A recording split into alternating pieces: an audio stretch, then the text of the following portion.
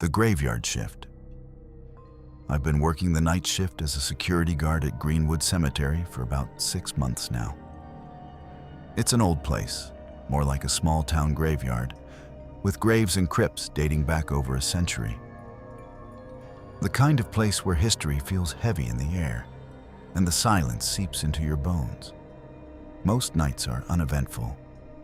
The wind rustles through the trees, and the occasional hoot of an owl breaks the quiet. But there's something about this place once the sun goes down that's different. You can feel it, like the ground itself is holding its breath. One night, just after midnight, I was making my usual rounds. The air was colder than usual for spring, sharp and biting. I was near the oldest section of the cemetery, where the tombstones lean at odd angles, weathered by time. That's when I first heard it, a faint tapping noise. At first, it was just a soft, rhythmic sound, like fingernails lightly drumming on stone. I told myself it was probably a branch tapping against a marker or an animal. But then the tapping became footsteps, slow, deliberate, pacing between the graves. I stopped and shone my flashlight toward the source. The beam caught something, a figure standing near a tall, crumbling gravestone. But when I called out, the figure vanished. It was like it never existed. My heart started pounding. I scanned the darkness, but there was nothing except the empty graves and the thick shadows between the trees.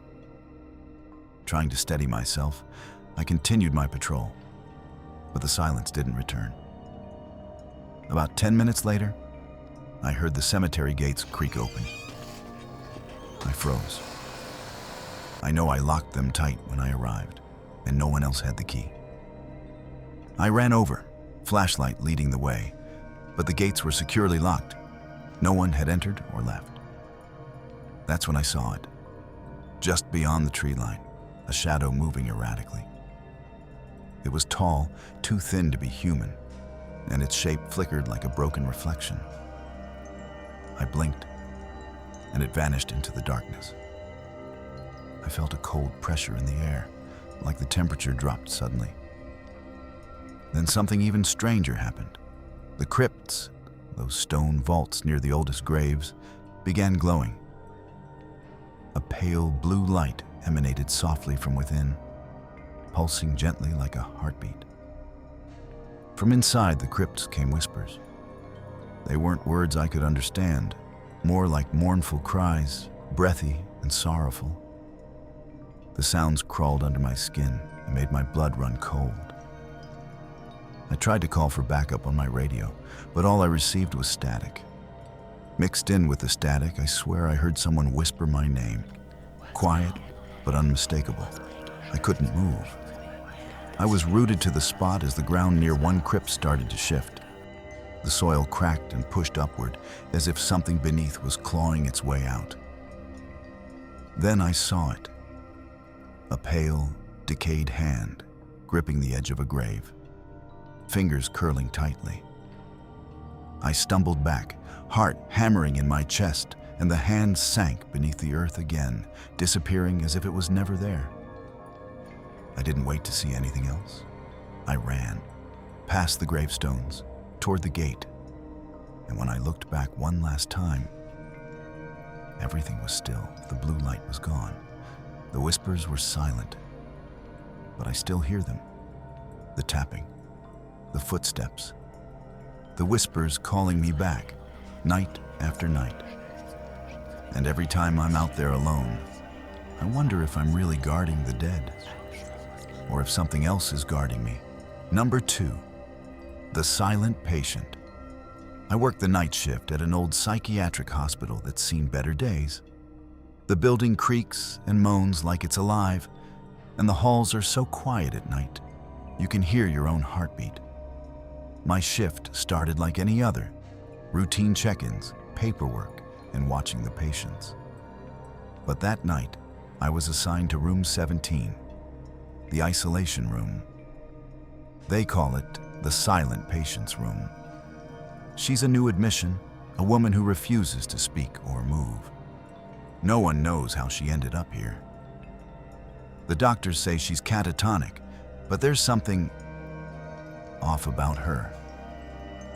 When I first walked into the room, she was sitting perfectly still in the corner of the bed, eyes wide open, staring at the far wall.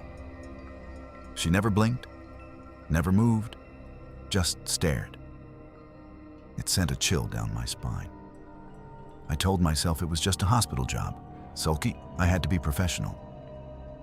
But as the hours passed, the atmosphere changed. The usual creaks and groans of the building started to feel different, like they were warnings. Around midnight, I heard whispering, soft, unintelligible murmurs coming from the vents. I thought maybe a radio or an old intercom, but nothing was plugged in. I leaned in closer, trying to catch the words, but it was just a low hiss, like voices speaking in a language I couldn't understand. The lights flickered. 1 second the room was bathed in pale fluorescent light, the next plunged into darkness. Each time the lights returned, I glanced at her, and her eyes were still there, watching me. But then I began to wonder, was she really there? I fought the feeling, but my gaze kept drifting back to the empty space beside the bed. I told myself she was just sitting too still, blending into the shadows. At 2 a.m., I decided to check the room thoroughly. I stood at the foot of the bed and called her name softly. No response. I reached out to touch her shoulder, and my hand passed through air. The bed was empty. My breath caught in my throat. I spun around and heard it. Slow, deliberate breathing, right behind me. I froze. I could feel the cold breath in the back of my neck, like ice. I dared not turn. The breathing grew heavier, closer. I whispered, "Who's there?" No answer. Just that terrible, cold presence. Suddenly, the whispering returned, louder now, echoing through the vents, surrounding me. The lights exploded into bright white, then went out completely. I fumbled for my flashlight. When I turned it on, the room was empty. No patient, no presence. Just the lingering cold and the echo of those whispered voices. I left room 17 shaking, never looking back. To this day, I don't know if she was ever really there or if she was something else, something that never left the room. Number 3, the last ride. I've been driving a taxi for over a decade, mostly night shifts. The routes are usually uneventful, quiet streets, empty highways, and the occasional late-night drunk or lost traveler. But one night, just after midnight, I picked up a passenger that still haunts me. I was parked near the edge of town, waiting for a fare when she appeared. Wrapped in a thick, dark coat, which struck me as odd because it was the middle of summer, and the air was sticky and warm. She moved with a strange calm, almost gliding as she got into my cab. Her pale skin contrasted sharply against the heavy fabric, and her eyes, when they met mine in the rearview mirror, were unnerving. Too deep, too dark, like black pits. "Take me to the old bridge," she said softly, her voice urgent but steady. "The one outside town." I nodded, started the meter, and pulled away. The road ahead was empty, flanked by dense woods that swallowed the streetlights. The radio crackled with static, and the quiet hum of the engine was the only sound inside the car. At first, the ride was typical. Long stretches of dark highway, the occasional passing car, and the night sky heavy with stars. But soon, the road started to twist and turn in ways I didn't recognize. The familiar landmarks I expected were missing, replaced by stretches of endless forest. I glanced at her again. She was calm, almost serene, but then her face began to change. Her eyes darkened, sinking into hollow voids that reflected no light. Her lips stretched into a smile that wasn't human. Too wide, too sharp, like something out of a nightmare. I tried to steady my nerves. "Are you sure this is the right way?" I asked, my voice trembling slightly. She just smiled wider and repeated, "The old bridge." Minutes passed, but the roads seemed to loop back on themselves. I passed the same dead deer lying on the roadside 3 times, each time closer. The smell was overwhelming, decay and something fouler I couldn't place. I decided to pull over. "I think you took a wrong turn," I said, reaching for the brakes. But the car didn't respond. The brake pedal pressed down, but the car kept moving forward. The steering wheel felt heavy and unresponsive. Panic surged through me. Her voice dropped into a low chant, repeating strange words I couldn't understand. The temperature inside the car dropped sharply, my breath fogging the windows.